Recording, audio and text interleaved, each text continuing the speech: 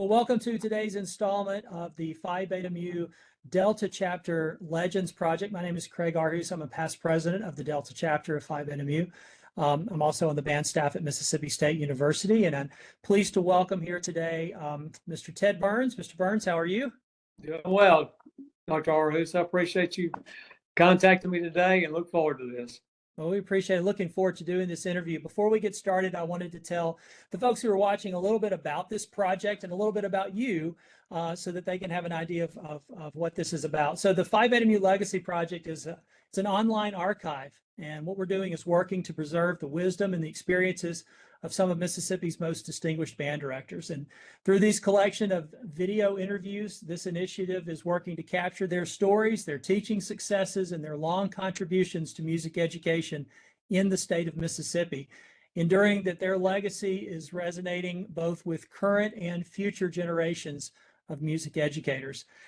And just a little bit about Mr. Burns, for those of you who may not have a chance to have known him. He has degrees in music education from Mississippi State and also from Mississippi College.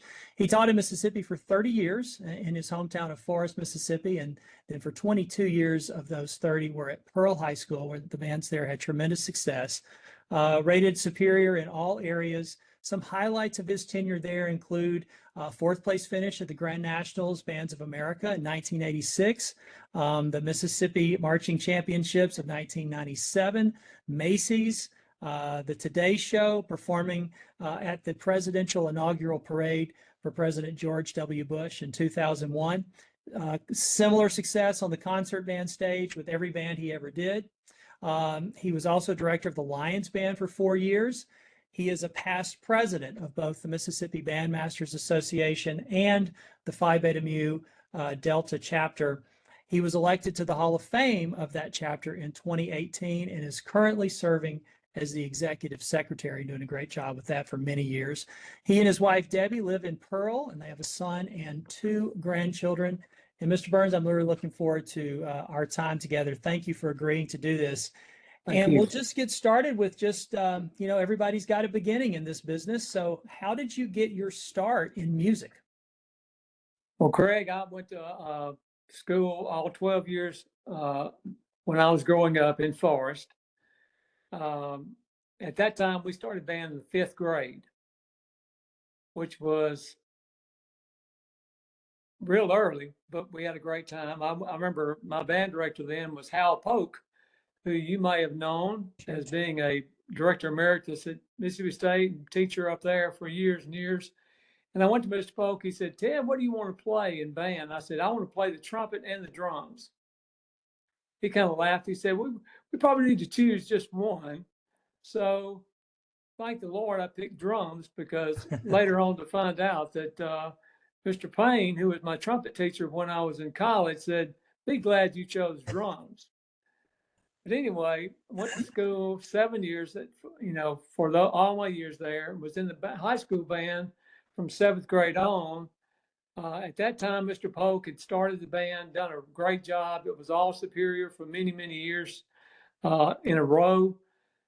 And I just had a great time, really enjoyed my time at Forest, and got some great skills just being in the band. Well, I think that story is something that probably resonates with a lot of us who are music educators. We were influenced early on as musicians by our teachers, whether it was our band directors or our church choir directors or piano teachers or some other teacher. I think that is an important note across all the generations of music educators. When you think about it, we probably all can trace our start in music in some way similar to yours. I think that's a great way to start this out. Doug Harville came in my 10th grade year. Mr. Polk went to Rome, Georgia for a couple of years. And Doug Harville came in. He was a really young director. I mean, I don't know. He's probably 24, 25. I don't know. He's a young guy. And anyway, he continued the streak of all superior ratings and was there for many years after I left, doing a great job as well. Wow. Well, curious to know the next steps in music as you finished at Forest and went to college. Did you know right out of high school that you wanted to be a band director, or how did you get into music education in college? Well, funny you would ask, but I went to Mississippi State. I always wanted to be in the state band, loved that, and was a member of the Maroon Band for all my years there. Was a drummer, drum captain. Just had a great time with that. But I went up there with the idea I was going to be a business major, and I went for those 4 years to get a business degree. My parents ran a clothing store locally in Forest, and I grew up working in that. Enjoyed that. Thought that would be a good way I could make a bunch of money and do all that. So I graduated with a business degree. Had a great time. All the people that I hung out with when I was getting that degree were my band friends. A room with them. We had a cafeteria every day. We just hung out. All that was my band friends. So I knew that would be a change, but I knew I was, needed to grow up and go do something else. So I got an internship with McRae's department store, which was a really good department store at the time, for 6 months, and went to work there, worked hard, enjoyed it. But somewhere along the line, I realized this wasn't what I wanted to do for the rest of my life.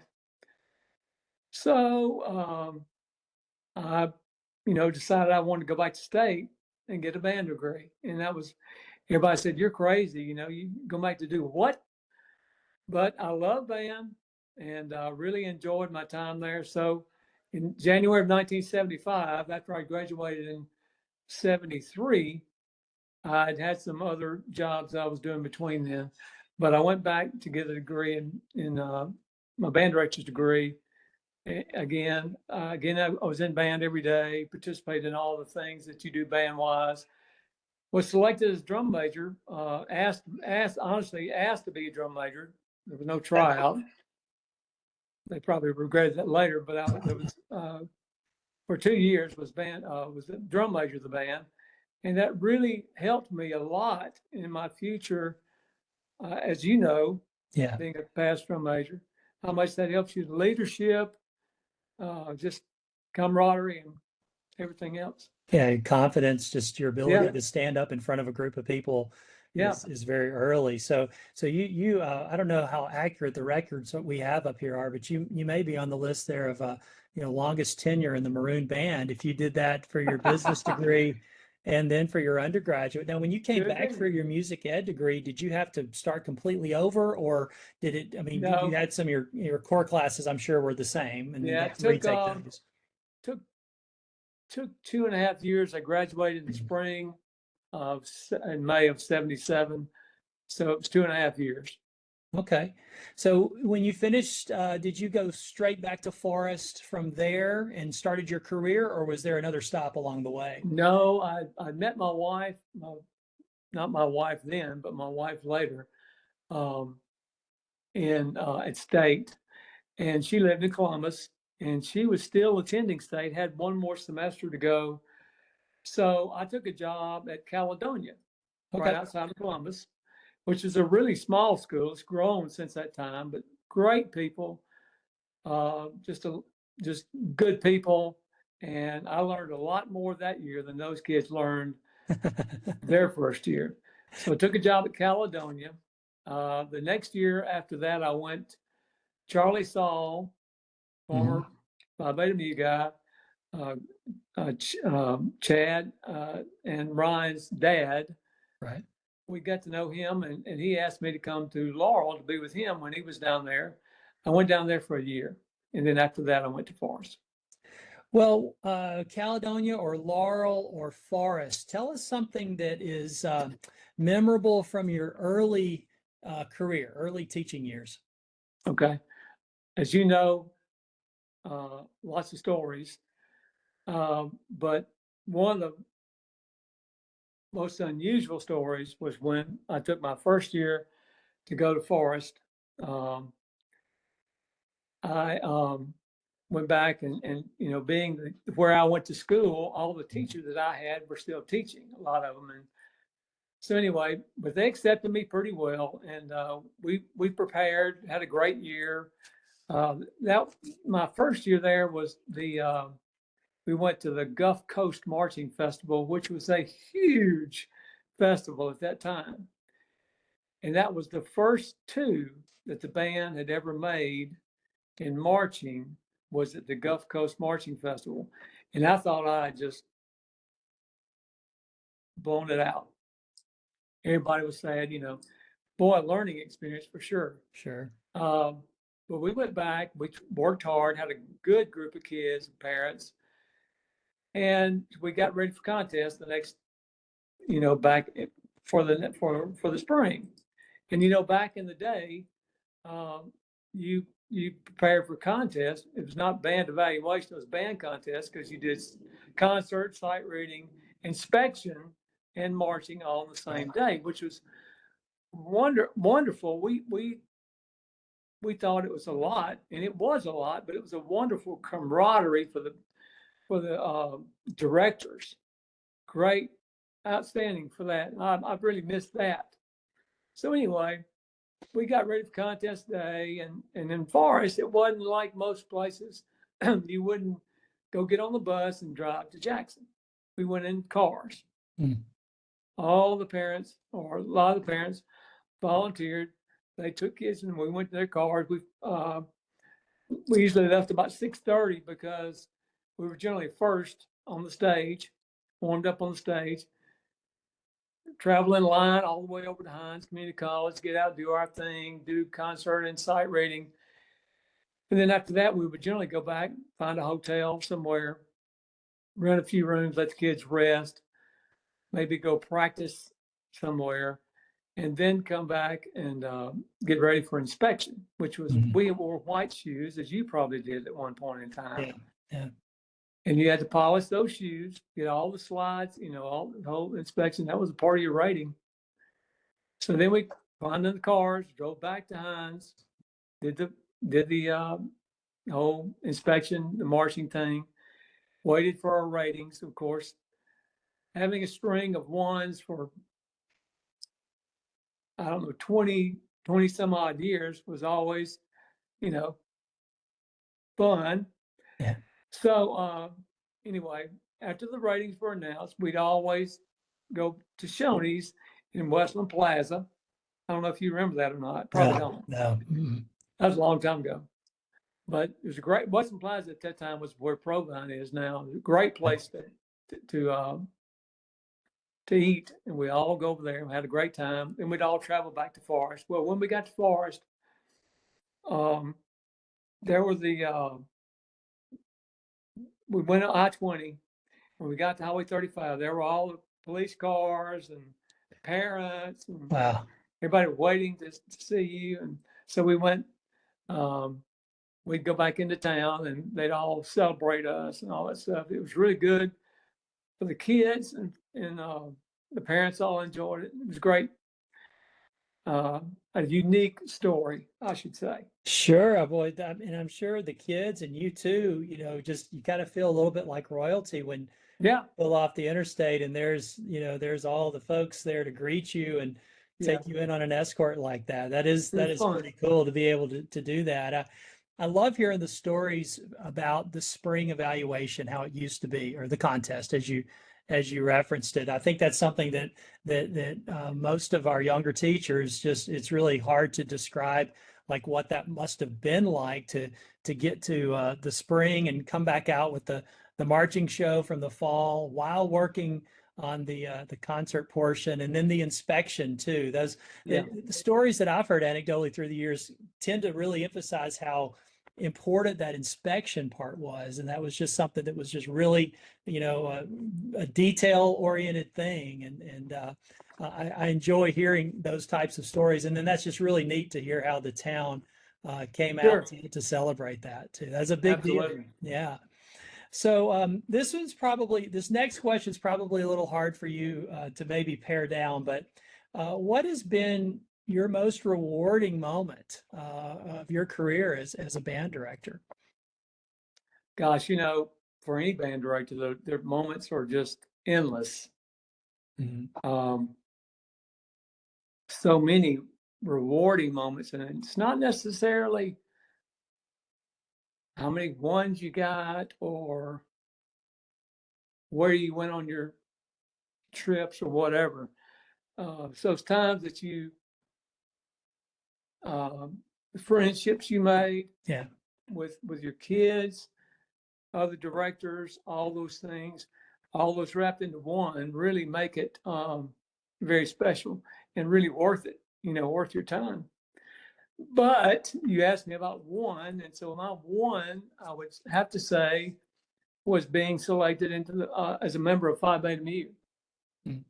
Back in that time, and it still is today, I'm sure, but for me as a young director, um, I looked up to those guys like they were the gods of band. Yeah. They were the ones who started it all. They always knew everything. I knew nothing. Those men and women, I mean, it's just an endless list of, wonderful people. They were the best of the best in their career, most successful people then, and to have the opportunity to be selected and then join that group was a big deal. Of course, the other half of that was when I was selected into the Hall of Fame. That was a huge honor Sure. and one that I'll cherish forever. Well, I think those are two really significant professional and personal milestones you mentioned. Being, you go into that room for the first time and you see all those people, all your heroes, and like, wow, they invited me here too. I remember that feeling myself. But yeah, then to be, successful to the point they're like, hey, you're the best, one of the best of the best.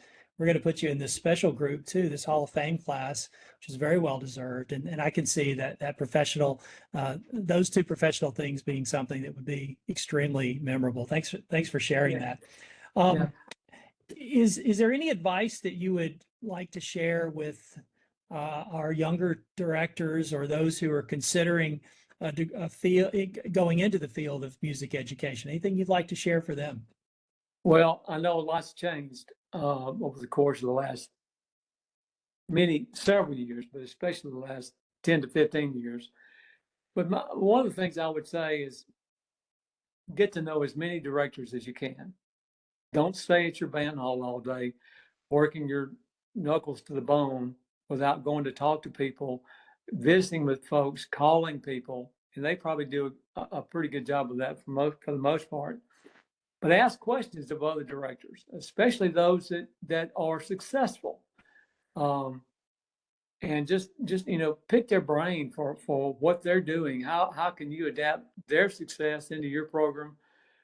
Don't be shy about doing that. I think work smarter to accomplish what your goals are, not harder.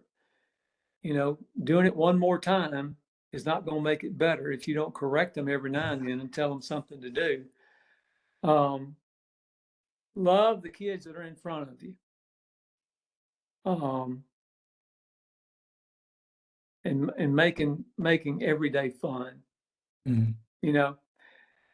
They won't, if they're not having a good time, they probably won't be with you for 4 years. Show them that you love them while experiencing the love of music together. I think that's a very important thing to do. And then, of course,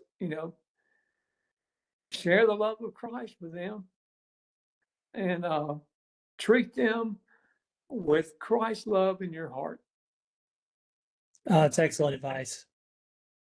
That's excellent advice. So you touched on some really good themes there of mentorship for young directors, just realizing that when you make that step to call that director to ask that advice, that director at one point was the recipient of advice from someone else, and it's their That's way right. of wanting to pay it forward. And most directors are more than happy to do that because it's been something that was shared with them early in their careers. And I love what you said about the students too. Just there's such there's really not anything more important than what we do than the relationships we have in this business with our colleagues, with our band parents, and certainly with our students. Sure. Those are the things that are lasting, and the way you work to care for them and love them and help provide those unique experiences that they get to do in high school band. Those are just great words of wisdom. Thank you for sharing that. Is there a particular performance that stands out to you that you're particularly proud of or remember very fondly?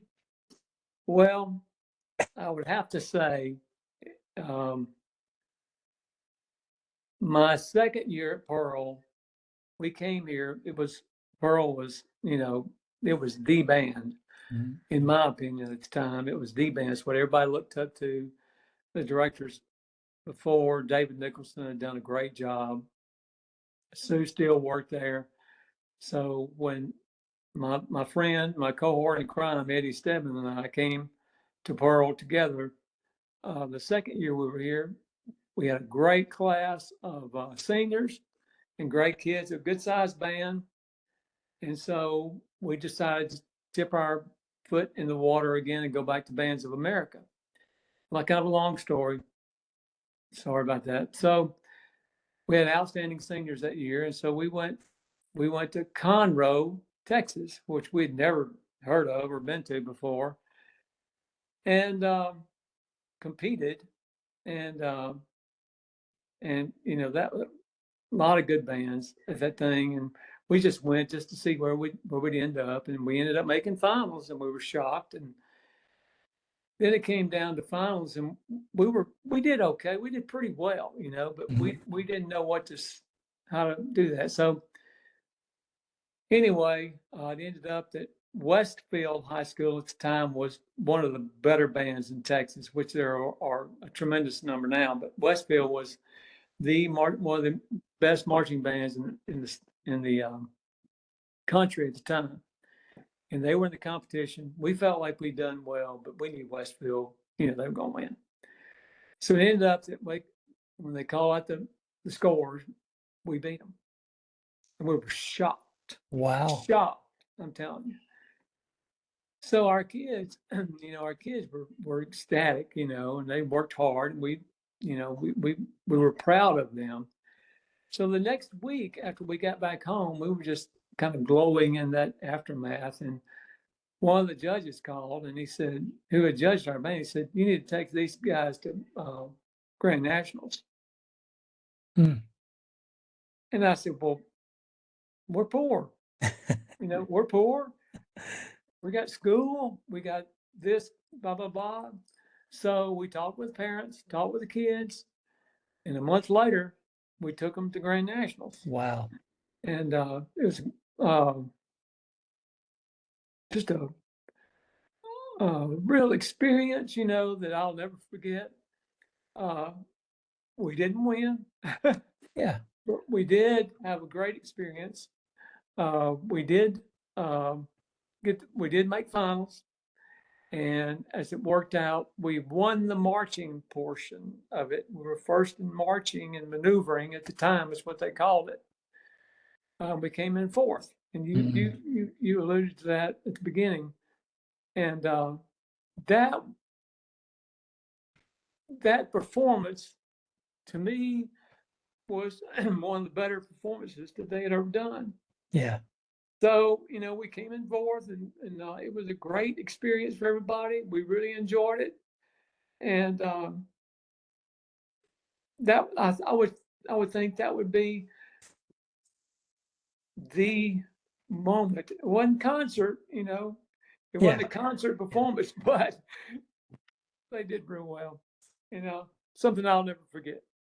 Well, That whole experience, well, that's parents going up with us up there, and experiencing all that, sleeping in the gym, not in a hotel, yeah. all that stuff. It was great. Well, fun. it's memorable for you and certainly memorable for everyone who was involved with that. You said your students, your parents, the community, the school, to be able to take the group to that highest level, of competition, and then be very successful at the highest level against competition from around the country. I mean, that established the the Pearl Band right there. You know, as you said, it's always been a strong program, but that maybe elevated it to a place it had not been before. And I can see why something like that would be just memorable. And I suspect for you, you could see most of those details as if they had just happened yesterday. Absolutely. Yeah. Well, Mr. All Burns, those, all the bus rides and everything else up there too, you know. it's not a short trip from Pearl to Indianapolis, is it? Right. Greg, I appreciate the opportunity to speak with you and thank you for doing this, not only with me, but with everybody else that you're going to do this with. I think it's a great idea. Well, Mr. Burns, I appreciate you being willing to do this. I've learned a lot today. I've always had a tremendous amount of respect for you. That's only grown with our conversation today. And we'll get this out so that more folks can listen and get to know you a little bit better and a little bit about your career. And I just appreciate your willingness to share your stories and your experiences with me today. Yes, sir. Thank you so much. All right. Thank you, Mr. Burns. Have a good day. You too.